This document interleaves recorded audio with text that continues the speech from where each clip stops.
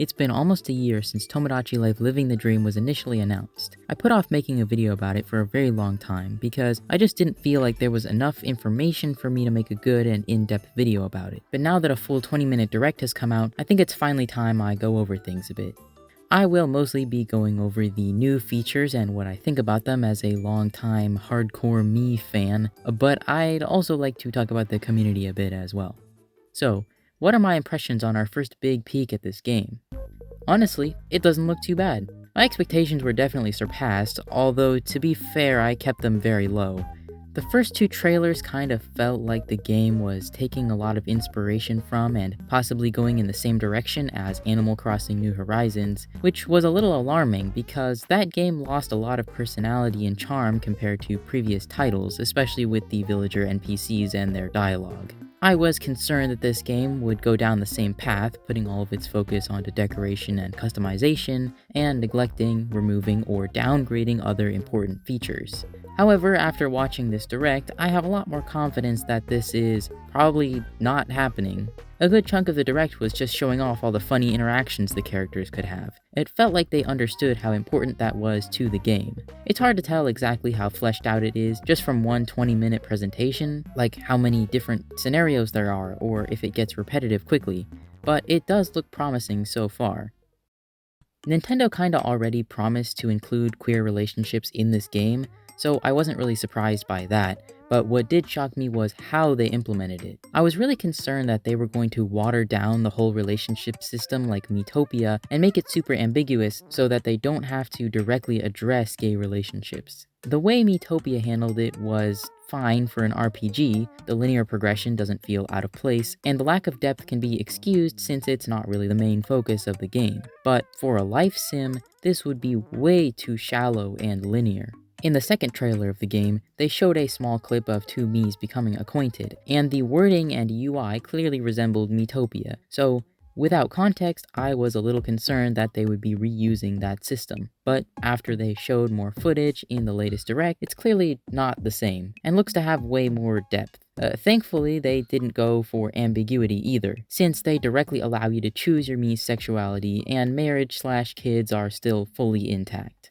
You can pick Wait, their what the dating fuck? I wasn't Like, I expecting really to do thought this. they I would thought just they be just. really I thought ambiguous it like about that, and like, Miitopia. yeah, oh my god, I'm so fucking glad it's not and more. Miitopia.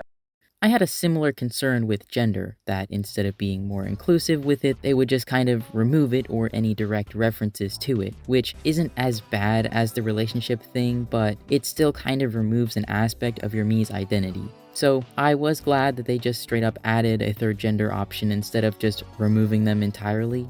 The status quo with Nintendo has usually been to dance around the subject of queerness but never directly acknowledge it, so this was a real unexpected departure from their usual approach, but a much needed one for a game of this nature. When an important mechanic in your game revolves around relationships and marriage, you can't really afford to dance around this subject. And at this point, knowledge and understanding of things like gender diversity and sexuality are so widespread that you can't really get away with excluding them without looking willingly ignorant at best. Of course, this is one of those things where whichever direction you decide to go, there is still somebody who is going to get mad. But for what it's worth, I think they made the right decision here, even if it's going to ruin my YouTube comment section every time I talk about the game for the rest of time. Can't wait for all the Nintendo Gone Woke articles on Twitter. So lonely. But on another subject, the new Mii Maker looks pretty alright. I like the idea of a more in-depth part system, and most of the new face parts look pretty good. The one that looks like a little cat mouse. Oh, that one? I like that one. I do feel like just a few of the new parts don't look that good, like the eye shines a lot of the time, and the ears. Ears feel especially unnecessary. Like, was anyone really wishing they'd add ears to Mii's? They are optional, so it's not really a problem or anything. It just kinda doesn't feel like it adds much to the customization, and it just kinda looks weird to me. As for the custom design stuff, I think it's mostly pretty neat, but the custom houses, man, those look really ugly up close. I can see how they would work from a distance, but when you zoom in and see that it's an entirely flat texture, they just look kind of awful.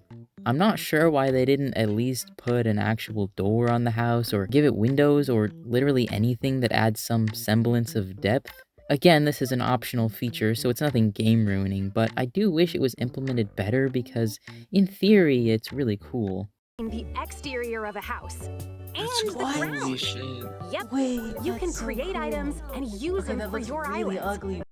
I will miss the normal pets from previous games, but I can't lie, these custom pets are kind of awesome. It reminds me of that old browser game, Shadani, where you could draw your own pet and play games with it. I used to love that game, as well as other games with similar features like Drawn to Life or Draw a Stick Man. So yeah, I am biased. I kind of have a soft spot for this concept. It's just really funny. I mean, look at the way it moves. Please take a look at this. Every Nintendo Direct, please take a look at Oh, this. it's my Crystal. What the fuck is She's that? out and about. What the fuck Doll is by her side. But this pup One thing I thought was kind of interesting is that there was no sign of the concert hall anywhere. And when you look at the confession options, they also don't have the option to sing anymore. I don't know why they would remove something like this, so I'm hoping that they just haven't shown it off yet. The only reason I can think of that they would remove this feature is, well, if they just didn't want people to make inappropriate songs. However, this shouldn't be a concern considering they already announced that they will not be implementing any online features in the game, which, as cool as I think it would be to be able to share Miis or check out other people's islands online, I kinda get why they did. I mean, the option to free draw whatever you want onto your Miis, their houses, and a multitude of different items kinda opens things up for people to make some really nasty shit. So I understand why they wanted to avoid having to moderate such content altogether. characters by combining different features or by using What the face Holy, fuck? what the fuck? Oh god, that's a terrible idea. I mean, that's kind of cool, but Even that's if the gonna residents- It's They cool won't until your know each Traveler other Me here, like has a at least fucking at first. swastika on There it. needs Another feature shown off was the Photo Tomo Studio. I honestly can't 100% tell if it's just made up of preset photo layouts like the previous game, or if it's more like the Mi Photo feature from Miitomo, which lets you move around and pose your Mi in 3D. I'm hoping it's the latter, but it kinda doesn't really look like it. then snap a picture. You and me, Okay. Gunner, are gonna get so much mileage out of this shit.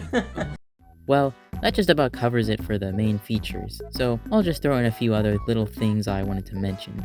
I was pleasantly surprised when they showed that clip of the island decorated to look like a default Mii. Nintendo is usually against default Miis being used in promotional material, so that was nice to see for a change. The default Miis showed up in a couple other places too, but that was the most direct and deliberate.